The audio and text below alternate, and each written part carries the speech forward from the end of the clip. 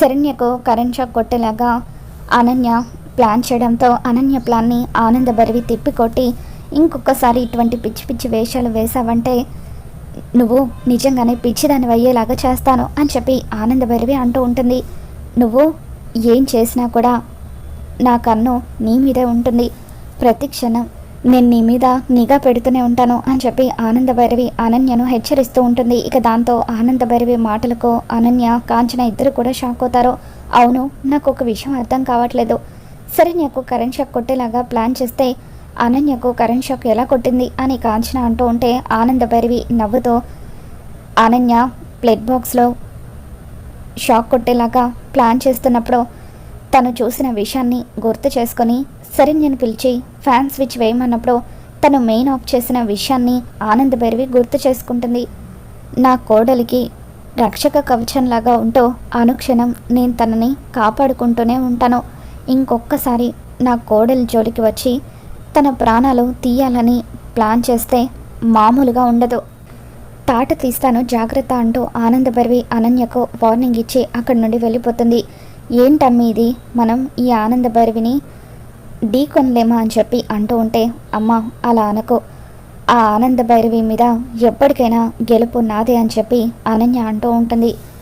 ఆ ఆనందభైరవితో పెట్టుకున్న ఆ సమీర అడ్రస్ లేకుండా పోయింది, ఇప్పుడు మన పరిస్థితి కూడా అంతేనా అని చెప్పి కాంచన అంటూ ఉంటే, లేదమ్మా, నాకు తెలిసి ఆ సమీర అంత ఈజీగా దర్శన్ని వదులుకునే రకం కాదు, ఖచ్చితంగా ఏదో ప్లాన్ చేస్తూనే ఉంటుంటుంది అని చెప్పి అనన్య సమీరకి ఫోన్ చేస్తుంది.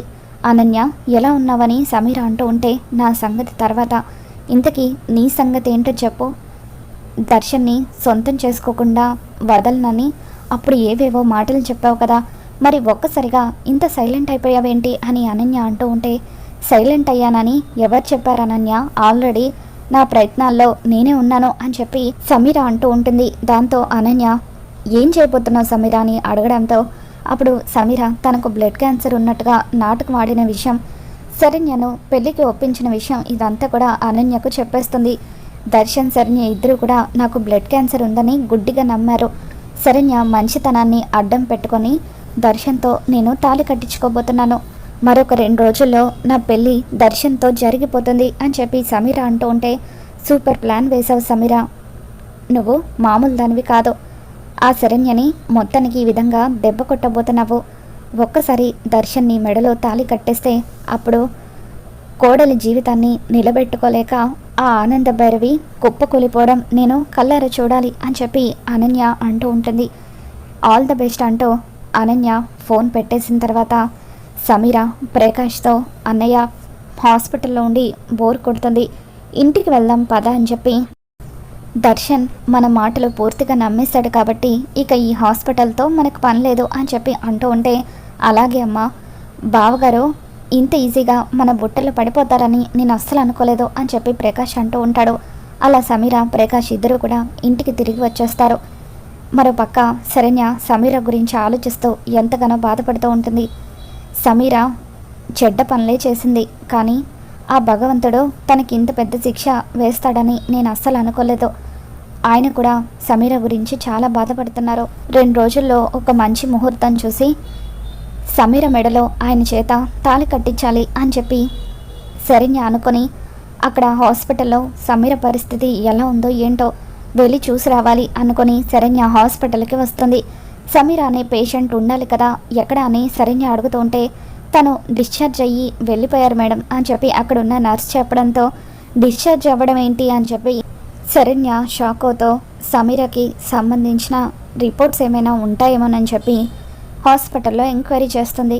అప్పుడు సమీరకి ఎటువంటి క్యాన్సర్ లేదని రిపోర్ట్ రావడంతో శరణ్య ఆ రిపోర్ట్స్ తీసుకొని, సమీర ఇంత మోసం చేస్తుందా, దాని సంగతి చెప్తాననుకొని వెంటనే సమీర ఇంటికి బయలుదేరి వస్తుంది. శరణ్య అక్కడికి వచ్చేసరికి సమీర ఫేక్ డాక్టర్కి డబ్బులు ఇస్తూ, సూపర్, ఎగ్జాక్ట్గా నేను ఎలా అయితే యాక్టింగ్ చేయమన్నానో అలాగే చేశారు, నేను అనుకున్న గోల్ రీచ్ అయ్యే వరకు మీరు ఇలాగే యాక్టింగ్ చేయాలి, అప్పుడు ఫుల్ అమౌంట్ మీకు ట్రాన్స్ఫర్ అవుతుంది అని చెప్పి సమీర ఈ అడ్వాన్స్ ఉంచండి అంటూ డాక్టర్కి డబ్బులు ఇస్తూ ఉంటుంది.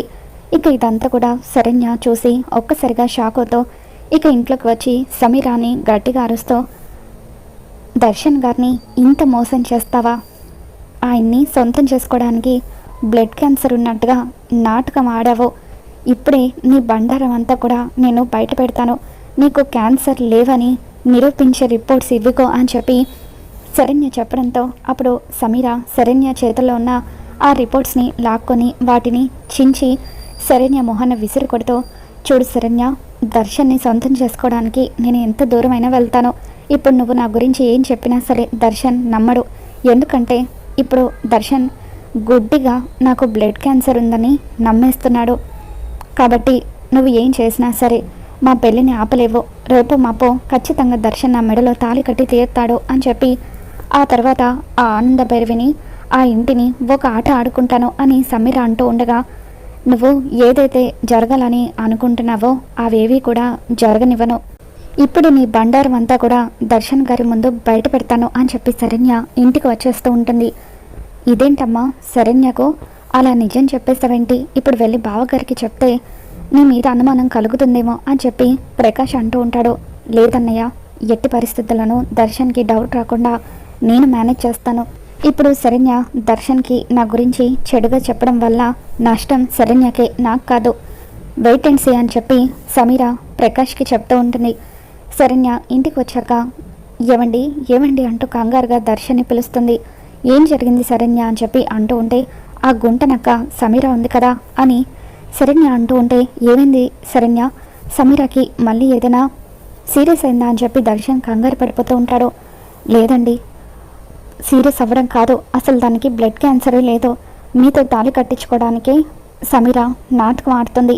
కావాలంటే నాతో రండి అని చెప్పి శరణ్య దర్శన్ని వెంట పెట్టుకొని సమీర ఇంటికి వస్తూ ఉంటే దర్శన్ కూడా కోపంతో ఊగిపోతూ, ఆ సమీర నన్ను ఇంతలా మోసం చేస్తుందా, దాన్ని అంతు చూస్తాను అని చెప్పి సమీర ఇంటికి దర్శన్ వస్తూ ఉంటాడు.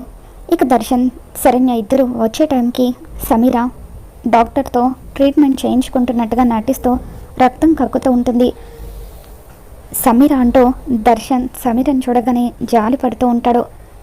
దర్శన్ అని చెప్పి సమీర కూడా అలా జాలిగా చూస్తూ ఉంటుంది. డాక్టర్ సమీరని చెక్ చేశాక, ఈ అమ్మాయిని మీరు జాగ్రత్తగా చూసుకోవాలి. రోజు రోజుకి కండిషన్ చాలా సీరియస్ అవుతుంది.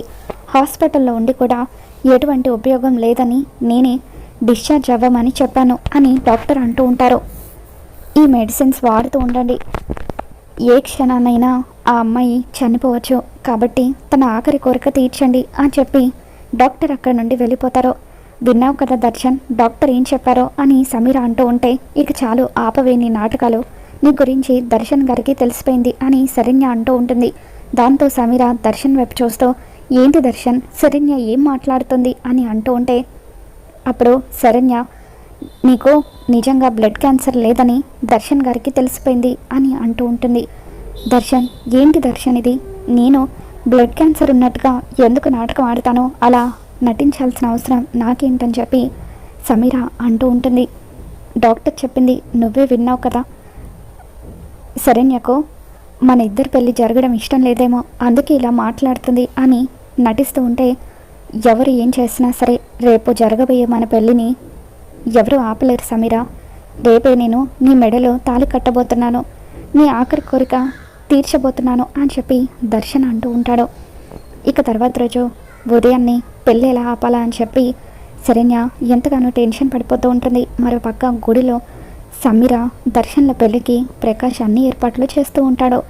ఇక దాంతో శరణ్య టెన్షన్ పడుతూ ఆలోచిస్తూ ఉండగా అప్పుడే ఆనంద భైరవి శరణ్య దగ్గరికి వస్తుంది. అమ్మ శరణ్య, ఏం జరిగిందమ్మా, ఎందుకు ఉదయం నుండి అలా టెన్షన్ పడిపోతున్నావని అడుగుతూ ఉంటే, ఇప్పుడు కూడా అత్తయ్య గారికి నేను నిజం చెప్పకపోతే సమీర దర్శన్ గారితో తాళి కట్టించుకున్న తర్వాత తను ఈ ఇంటిని నాశనం చేసేస్తుంది అని చెప్పి శరణ్య ఆనంద భైరవికి జరిగింది మొత్తం కూడా చెప్పేస్తుంది. దాంతో ఆనంద భైరవి, అమ్మ శరణ్య, నీ కళ్ళ ముందే నీ జీవితం నాశనం అవుతూ ఉంటే నాతో ఒక్క మాట కూడా చెప్పకుండా ఏం చేస్తున్నావమ్మా, వెంటనే మనం ఆ పెళ్ళిని ఆపాలి.